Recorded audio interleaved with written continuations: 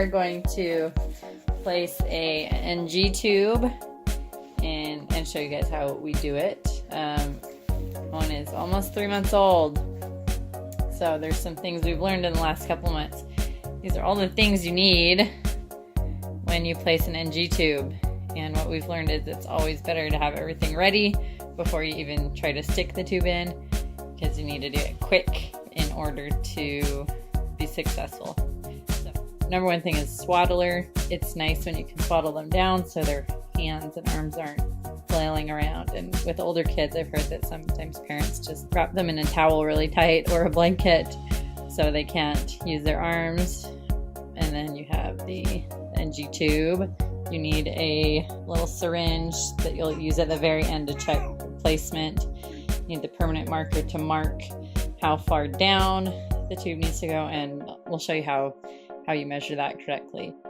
This is a surgical lubricant. You don't have to use this, but you can use a lubricant at home. Do not use petroleum-based products like Vaseline. If you're needing some, you can actually use just water-based KY jelly. Anyways, so you can use that.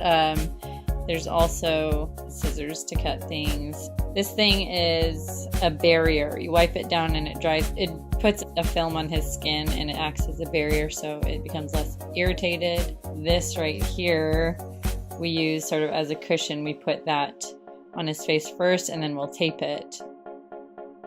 So we're going to show you how we do everything to place an NG tube for this little guy. This NG tube and a lot of others I found have a wire thing in them, and you do not want to leave that in. These are for when you're placing, I guess, NJ. That means it goes down into the intestines, so it has to be a little bit more firm. But you take that out for an NG tube, which just goes directly in the stomach. This is all you use. You don't need the wire thingy.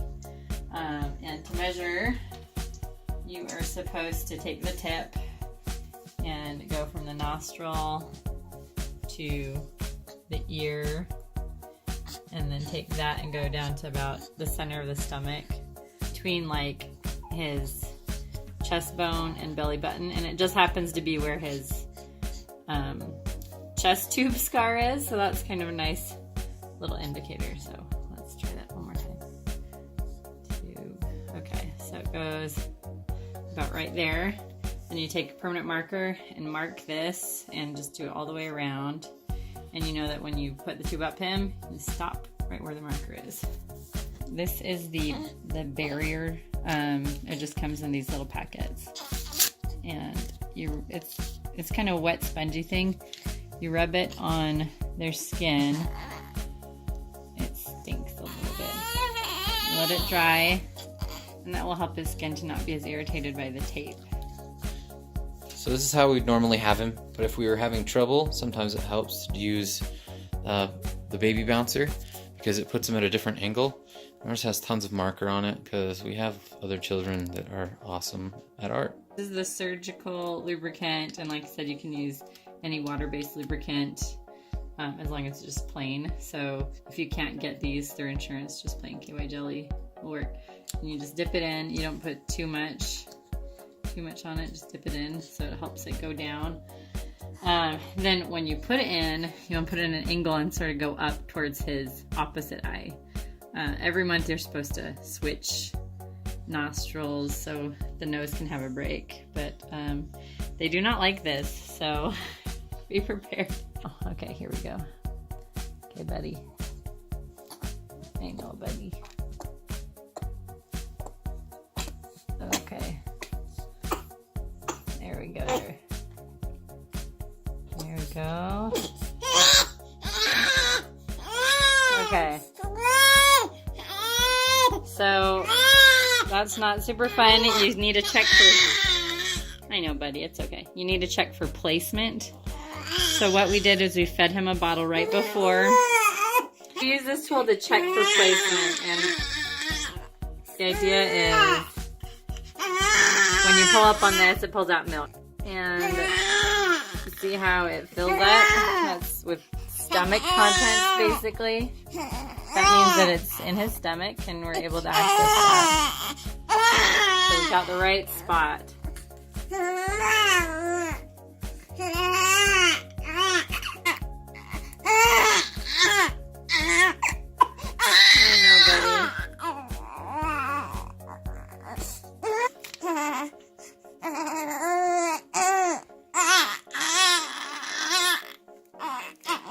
I know, bud. Tape. Not super far back, and this pokes in and out, but we found a trick.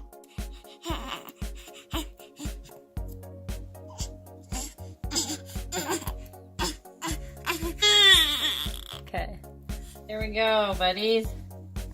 So the trick that she was mentioning is using 2 pieces of tape. A lot of the times the tape will come undone, and it's really hard to seat it back again. So what we do is we'll put 1 piece of tape right here, and then another piece that just holds the whole tube back here. That way when this one comes undone, we don't have to replace the whole thing. You can replace just this little teeny piece. Yeah, and this will last about a month. And if you just keep replacing this piece, it keeps it close to the nose and keeps it from pulling it out. This one falls off quite a bit too. Oh, buddy. Yeah, you're okay. Another way to check for placement. Sometimes he doesn't have food in his stomach and you don't know if it's placed or not. So you can get a stethoscope and listen to his belly while you push air in it. So you just put this on.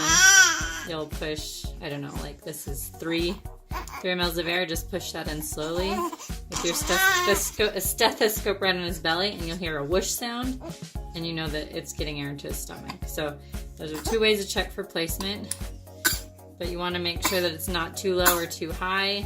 If the tube is too low, if it goes to the intestine, then the baby will feel hungry. So if they're fussy a lot after you've placed the tube, then it's probably likely due to the fact that you went too far. A lot of the nurses and doctors that we've talked to said that it's really hard to place it in the intestine, but we did it twice when we were first trying to do this. So either we're super pros or it's not that hard. So, but especially when it's in the intestines, when you pull back, you'll have a vacuum on the syringe. And you won't get any stomach fluid either. You'll still hear the whoosh if you listen with the stethoscope, but you won't get any fluid. They don't love this, but this is all part of the process, and they calm down after a while, right, buddy?